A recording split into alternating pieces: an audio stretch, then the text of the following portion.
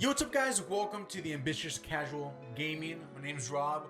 You can tell there's something a little different here. I'm not sitting down. I'm not using that normal mic as I'm using this new Zoom mic, and I have a better camera. Things are upgrading around here just a little bit. Hopefully it looks better on your screen. If so, let me know in the comments down below. Today though, we have something very different. I'm doing something that's not like my video game therapy or anything I've done before. There was a report that came out recently, and you can find it over at comicbook.com. And supposedly, Kevin Eastman, co-founder of Tmnt, reported that there is talks of making a more adult, more mature TMNT. And that totally grabbed my interest. The only reason why is this. For the longest time, I've been a huge TMNT fan. I have, outside of my bedroom, a poster of like the OG colored by an artist at a Comic-Con that I bought. It's like in the black and white. I didn't want them to color. I just wanted black and white and the red. Everyone wearing red. I just love the Teenage Mutant Ninja Turtles. They're super, super cool. And I wanted there to be, I want there to be a cool game. There hasn't been a cool game in a while. So one day, and this was like maybe a year ago, or I don't even know. It's been a good while. I wrote down a bunch of notes for a video game that I would love to see, and it's a Teenage Mutant Ninja Turtles video game. But obviously heavily inspired by the fact that we have these great AAA games such as The Last of Us, God of War, Spider-Man was amazing. I think we can get something just as good, but with the TMNT game. But how do you do it? So I sat down, I penned all these different things so we can have the perfect TMNT game. Now, this video can honestly only get maybe 12 views. It could probably go nowhere. It may never even reach the ears of like Kevin Eastman himself. But if you're watching, please just hit the thumbs up button. Share this to as many people as you can. Share it to the man, Kevin Eastman himself, because I want to see this idea happen. I like this idea. I think it's super, super cool. And if you like it, please hit the thumbs up button. Let me know in the comments down below. And let's jump right into it. All right. So just to set everything up, it's TMNT. And we have the four turtles and Splinter kneeling down before Shredder. He has caught them after a long battle. Leonardo just killed Karai. Karai, Shredder's daughter. And as they are there on the ground, completely defeated, Shredder hovering over all of them, in that moment, Shredder kills Splinter. At the beginning of the game, Shredder kills Splinter, and at that moment, obviously, the turtles are all mixed emotions, obviously enraged because they want to avenge their father. And in that moment, Raph goes and tries to take down Splinter. But because of his arrogance and because of just his pure rage, it allows Splinter to get a hold of Raph, hold him back, and just watch him wipe out the rest of the turtles. So everyone is dead except for Raph. And they just beat the heck out of Raphael, dump his body in the streets of New York.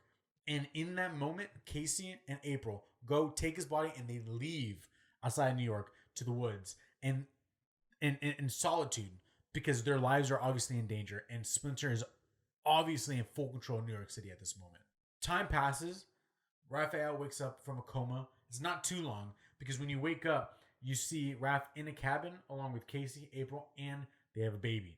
This, like, if you're watching this, you're like, this all seems a little too crazy, seems a little too much. I want there to be so much growth in these characters. We see the same thing over and over and over again. The only difference that we've seen recently is probably in the newer series that we've got, where they changed up the roles of the turtles. They changed up the race of April herself. I mean, cool moves and all, but I want to see them be mature. I want us to grow with these characters like we had for so long. So in that moment, he wakes up. He's obviously so bogged down by the emotion of the fact that it's his fault that his entire family's dead. He goes out of the cabin, and as he's out there, this is when you begin to learn the controls of the game. Raphael's taking his anger out on the woods, out on the trees, on the bushes, anything that he can see. And this is where you as a player, you learn how to play the game. Casey comes back out, and he's talking to Raph. Come see, what's going on with his friend. And Raph just has this vengeance of he needs to go back to New York and he has to go kill Shredder, even if it means that he dies. Casey lets him go, and as Raph, you go back into the city. Obviously, time has passed. When you get back into New York City, unfortunately, New York is now overrun completely by Shredder, by the Foot Clan. It's not the same as it was before. There's now factions all over the place, and the only way to get through the city in places that there's highly dense amount of Foot Clan, you have to use stealth. The first goal of the game in that moment is you need to go back and you need to go and get back to the sewer. You need to go back home. As Raph, you get back home, you see your home is completely just destroyed. Everything is just gone, turned over, broken. But thankfully, I'm pretty sure they must have dozens of weapons. There's no way they only have one set of katanas or whatever. He finds, their supply of weapons, and you as Raph pick up your size. I believe that's what they're called, right? Size? Let me double check. A few minutes later. Okay, yes, so it is Sai. I looked it up right now. It's Sai. You pick up your Sai, and in that moment, you have to get the world back together. But the point of this game is the fact that the reason why I chose Raph is because I want there to be this big character development in Raph. I want you as a player to start seeing him without his brothers with him. He's starting to bring on these different characteristics of them. He becomes a bit more tech savvy because as you progress in the game, the only way you can get to certain areas is through having forms of tech. How do you find the tech? You find Donnie's blueprints back in the sewer home. And you have to find the gadgets. You have to find all the pieces to make these gadgets so you can progress. So you see Raph grow to become a tech whiz slowly. And he's not the best, obviously, like Donnie, but he has to do what he can to get there. You see him start cracking jokes here and there. It's you see him want to be a bit more thoughtful and a bit more, not laid back, but take a second to think before he makes conscious decisions that could really make a big difference in regards to the world around him. I want this to be a huge Raph story. I've always been a big Leonardo fan. He's been my favorite ever since the beginning. But I've had this love for Raphael that I don't think he honestly gets the attention that he deserves. I know a lot of people love him, but I want there to be more growth in himself. So that's what the point of this game in all is. As you progress, I don't have all the bits and pieces 100%, down here and there. Collectibles, I would love for them to be comic book covers. I would love for there to be figurines of the OG toys at that time. I mean, this is a progressed world. This is a world that obviously is much different from than what we know in the comic books and the TV shows and in the movies. So I want the Turtles, they're a bit more known. So there's figurines, there's comics that are being made based off of the lore that people hear. And I want there to be, those are the collectibles that you find in the game. As you progress and you keep going, and I'm just giving the whole story out because there's a good chance this story may never be told. So I want this to be out there. I want someone to find this.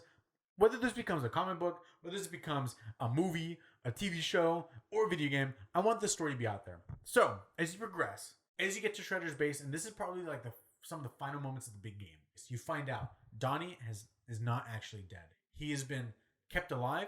He is blind now. They have stripped away that part of his own dignity. He's no longer can see. He's blind. He is kept imprisoned because at the time, before everything started going down to hell, Donnie, obviously being a tech, was working on many forms of different technology. One of them was a way to perfect a time machine, to make one that you can go back in time and forward in time. So Shredder gets a hold of Donnie, is using him to perfect this time machine. Why? So Shredder can go back and get his daughter's life back. That's all he wants. So as you progress and you're trying to save Donnie, Baxter Stockman is obviously using this technology to try to take out as much knowledge out of Donnie's mind so they can finally perfect this machine. The big fight, obviously in the end, is going to be Raphael against Shredder. And in the final moments of the entire game, the time machine finally gets turned on. Shredder, with his last breath, jumps in to get back in time. Raphael falling right behind him. And as he gets to the other side, it ends up, he's in the future. And ladies and gentlemen, that's when part 2 starts. I have the breakdown for this first game a bit more than part 2 or maybe even possibly part 3. But I have the ideas to fulfill my excitement for this story is just I just love this story a lot. I don't know why. I'm never really proud of a lot of things I do, but this story in particular, I would love to see it be made. I would love to see this become something because I already know that there's different things playing around in the background that I'm not going to say out loud right now because I don't want to, if this for some reason became something, I want it to be something that, people can enjoy and discover at the same time. I hope you enjoyed that. Please hit that like button. comment down below. What did you think of the story? If you retweeted, in the comments down below, please tell me you retweeted. If you tagged Kevin Eastman, please let me know you tagged Kevin Eastman. Please, please, please share this video on Twitter, Facebook, do whatever you need to do. Mail a letter to him. Get a copy of this on USB and mail it to Kevin Eastman. I don't care. If you haven't subscribed, subscribe. My name is Rob. This is the Ambitious Casual Gaming Channel. I'll be back next time. Probably with regular recording, video game therapy. I don't know. We'll see. With all this new equipment and stuff like that, it's been making me want to experiment a bit more with other stuff. So we'll see. Things might be changing. Things might stay the same. Peace out, y'all.